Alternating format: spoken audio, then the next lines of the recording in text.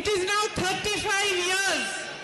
I have campaigned for my mother, I have campaigned for my brother, for many of my colleagues.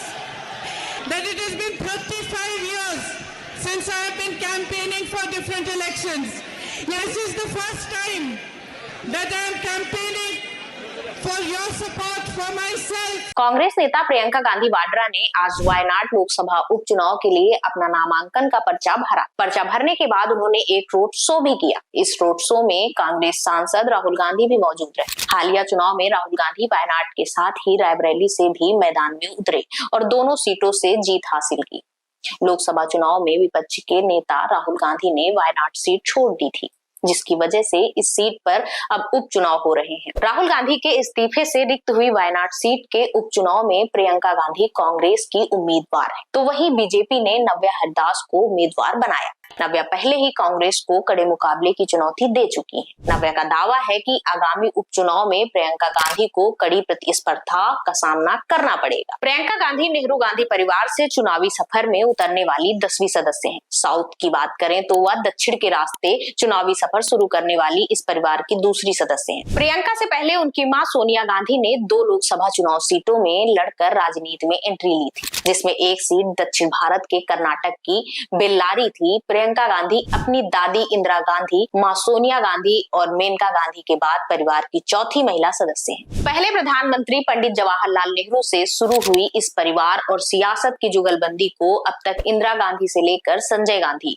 और फिरोज गांधी से लेकर वरुण गांधी और राहुल गांधी तक ने जारी रखा। अब इस कड़ी में प्रियंका गांधी का नाम भी जुड़ गया है, जो अमूमन खुद को राजनीति से दूर बस प्रचार तक ही सीमित रखती थी, मगर भाई राहुल गांधी ने हिम्मत देकर कांग्रेस के स्टार प्रचारक को सियासत में लॉन्च किया है। When she was saying that, I was thinking to myself that what Wayanad has done for me cannot be expressed in words.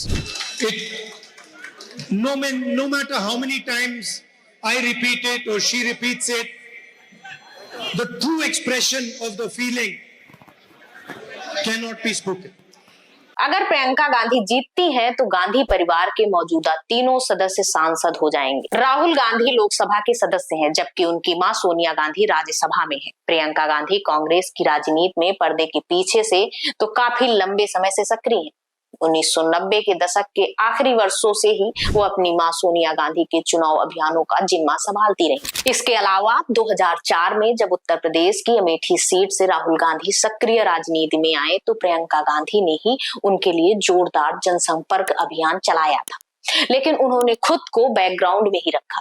पहली बार उनकी राजनीति में आधिकारिक एंट्री 2019 को लोकसभा चुनाव से पहले हुई, जब उन्हें पूर्वी उत्तर प्रदेश में कांग्रेस के चुनावी अभियान का प्रभारी बनाया गया।